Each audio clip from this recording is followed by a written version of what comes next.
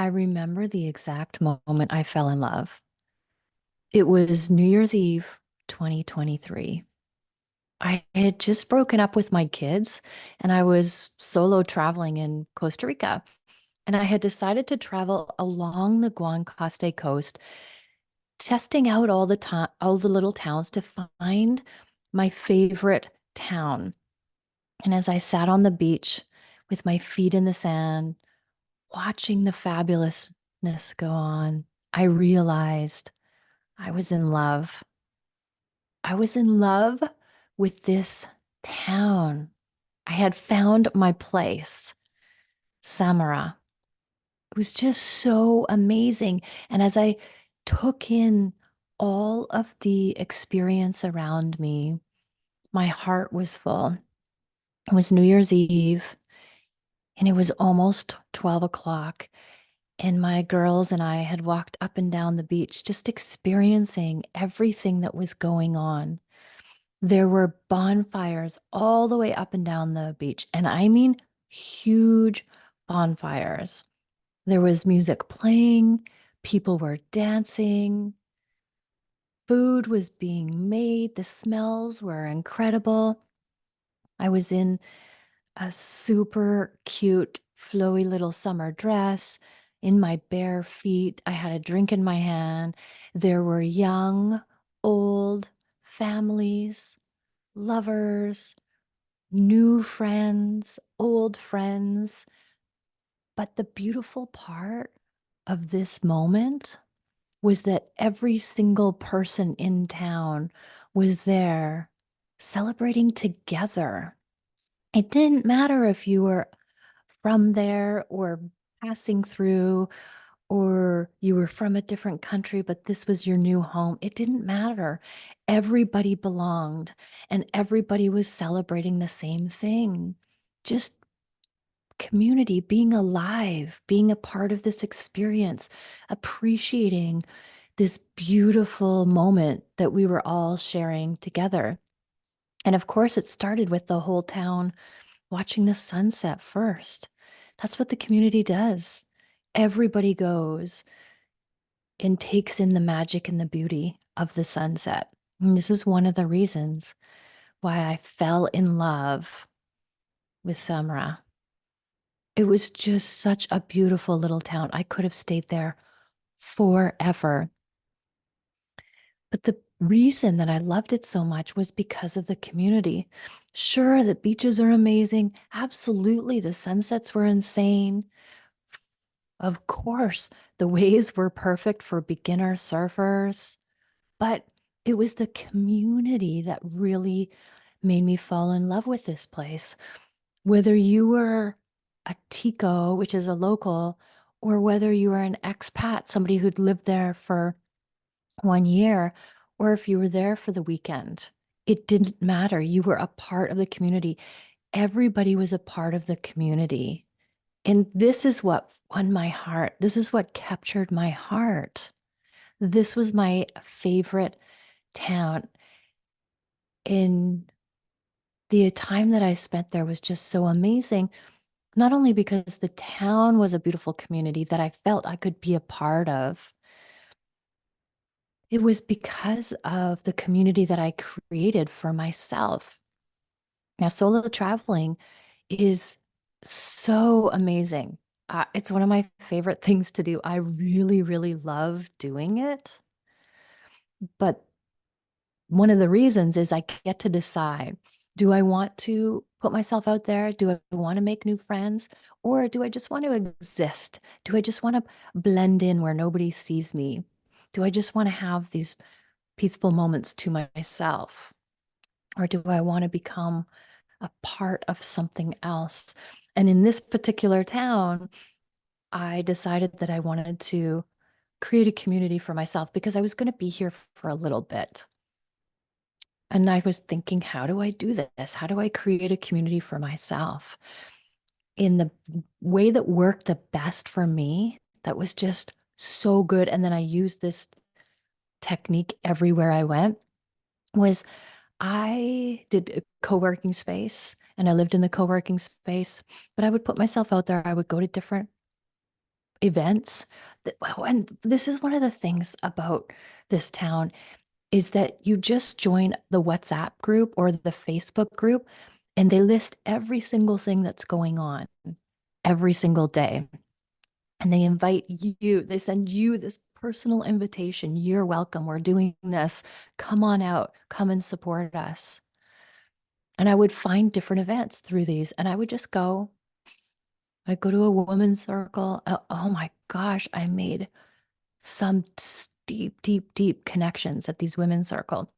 And they were all just women coming together and just sharing, and that was it. And wow, did we ever connect? At one circle, there was 5 ladies, and 3 of them were pregnant. So hello, there was just this instant love for each other and this support. It was just so beautiful. And the woman that ran these circles was a fellow Canadian. And so the connection there and an energy heal. So energy healer. So the connection there was just so organic and cosmic because it was obviously meant to be. And as I would go to these events, or if I would go and have a coffee, if I would go walk on the beach, it didn't matter where I was or what I was doing. I was in the co-working space, I made the effort to talk to everybody around me. And I made a special effort to talk to the people who were alone or by themselves. And all I did was ask a really simple question like, where are you from? What brings you here? And from that moment, there was a connection formed. And 100% of the times in this town, when I would connect with another solo traveler, and there were always female travelers. There were male solo travelers, but more female solo travelers. And I would invite this solo traveler, whoever it was, to go and do what I was doing. So if I was going to a women's circle, I would invite these new solo travelers that I had met. If I was going for a sunset walk, which I did every single day, I would invite these people. If I was going for a drink, if I was going to a dance lesson, it didn't matter what I did. I would individually invite these women. And then these women became friends. And before we know it, we had our amazing group of solo female travelers from all over the world. And we had this really cool connection. It was amazing. It was so easy. It was effortless. These women were brilliant from all walks of life, had their own amazing, beautiful, fascinating stories. And I loved every second of it because it was a whole bunch of empowered women out being adventurous and curious. And one could connect with the other. That it was just this whole community that had relationships that were just separate unto themselves. It was just so beautiful and so organic. You would get invited to everything. My mission was no matter what I was doing, everybody was invited. Every single person was invited. And this just created the most beautiful community for me that I wanted to be a part of. So that's one of the reasons why I really enjoyed my time there. But it's like, which came first, the chicken or the egg? Did I love Samara because of the community that was there before, like just the community of the town, or was it because of the community that I had created? I think it was a combination of both. I think it was just about community across the board.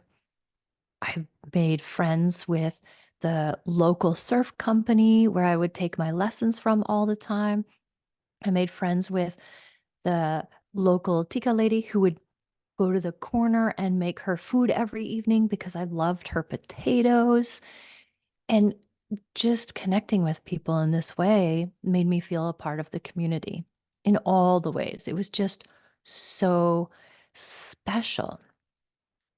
And this, I think, is relatable for midlife because I think a lot of people go through their midlife crisis. They call it a crisis, but I don't appreciate that at all. I don't think I think it's like becoming a butterfly, really reinventing yourself and flying and just being this beautiful, amazing creature that is free to do whatever you want, to create whatever you want, to become whoever you want in this next stage of our life. So don't see it as a crisis, but I see it as like a magical experience, a huge transformation with unlimited potential.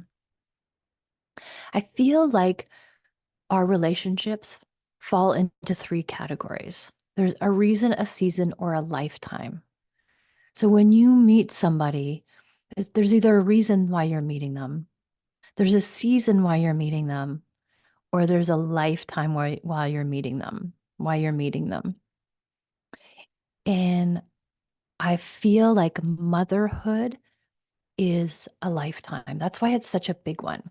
So these relationships that we create with our children are a lifetime. We are going to be connected with these human beings for the rest of our lives and onward, and maybe from before, like past lives, future lives, like these connections. These are soulmates. So these relationships are a lifetime. That's why it's so incredibly hard to let go of the relationship, to change, because we've spent a good 20 years cultivating this relationship. And the relationship I have with my boys is like no other. It is not a traditional mother-son relationship. Excuse me. It is, I can't even explain it. There are no words to explain the connection and the relationship I have with my children. It's just not possible. The best way I could explain it is it just is my heart. It fills up my heart. And without it, I feel like my heart is being ripped out of my chest. That is the relationship that I have with these human beings. I've never felt like I'm your mom. Listen to me. This is the way. I've always felt like it's a collaboration. And wow, these kids are my most fabulous growth partners, my best teachers. I'm always learning from them, even when they were teeny tiny little kids, little babies that couldn't talk, up until teenagers who have just at these young ages created amazing things. This is why it's so hard for me to let go, because I feel like we're a part of this bigger thing that there are no words to explain, which I feel so blessed to have the experience of loving human beings so much that there are no words to express how much I love them or what this relationship is. Like, there is no better or bigger purpose in the world. So I feel so blessed to be in this. This is not lost on me. But being a mom is the most important community you'll ever build or be a part of.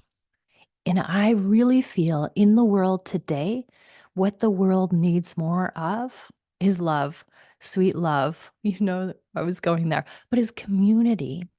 We need community. I also feel that the powers that be are trying to divide us, divide and conquer, because together we are so strong and so powerful, and divided we shall fall. So if we look at the big picture, we need to come together as a community of world global citizens. And that seems a lot. So let's start smaller. Let's start with ourselves. How do we build a community when we let go of what was, when we let go of how the relationship was, like being together, living together, eating together every day, to these children just leaving and going out on their own adventures, which was what they're supposed to do. So now our community has totally changed to creating a new community. That's what midlife is. It's breaking up with your kids or your kids dumping you and creating a new community.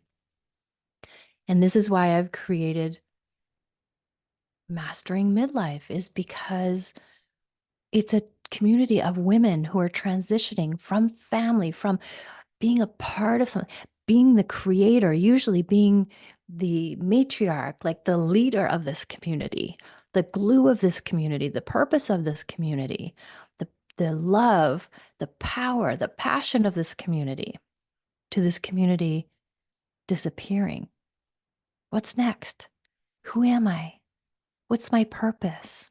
This is how we spin in confusion and get stuck. And this is what makes midlife seem like a crisis. Most women get stuck in this. And I don't want this to happen to you. I don't want you to waste a single second spinning in confusion, being stuck in the abyss of midlife. I want you to think of this as an invitation to your soul, to your heart and your soul, to ask, what's next? What adventure are we going to create now? What amazingness? What do you desire? Who do you want to become? What's our next adventure? So I want you to get curious about it and invite all of the possibilities. And this is the easiest way to let go of these children who are our hearts, because it is so painful to watch your heart walk away and create its own life. So let's focus the attention back on ourselves. Let's take this mama love and all of these great ideas and this passion and this purpose and focus it on ourselves and creating this next transition, this next moment, this next section of our life. Because I kind of see like our lives as broken up into thirds. We have like the first third, which is just about discovering what life is about and who we are. And then we have the second third, which is about giving and creating these amazing human beings and focusing on everything except us, but building this community. And then the final third, this is what we're entering. This is why they call it the final act. But this is where stuff really gets good, because we have so much life experience behind us. We have the money, we have the power, we have the passion to go out there and say, what now? What amazingness do I want to create? What magic do I want to discover? And just go out there and do it. But it can be hard to do it alone because you're thinking nobody's ever done this before you. But when you're in a group of like-minded women, you'll see that everybody is in the same act. We're all in that last act of what now? What are we going to create now? And so from here forward, what does that look like? What's the magic? And when you are around other women that are going through the same thing, that know what it feels like to be struggling to let go of your kids, to be confused about what your purpose is. Because remember, our kids are not our purpose. I know it seems like it, but they're not. We have come here with a purpose to learn a lesson, to do something amazing. And we just don't know what that is. And we get stuck up in the how. How do I do this? And what I want to offer up to you is don't worry about the how, just start doing stuff. Just go out there and show up and start being you and creating stuff. And then the path will appear before you. If you wait until you know the how, you'll never get started and you will be stuck here forever. But if you just get started, you're going to have so many adventures along the way, and you're going to create so many more communities like I did. You're going to find your Samara. You're going to find your beautiful little town in Costa Rica. The metaphor for what we're looking for here, that community. And let it start with this. Don't get stuck in how. Just who? Who do I get to become? Who do I get to hang out with? Who has some answers for me? Who's doing stuff that I think is amazing? Who's living the life that I want to live? And let's go hang out with those people and let's go do those things. And I think it starts here in Mastering Midlife. That's what it's designed to do. It's designed to get you unstuck so you can discover or create that next community for yourself.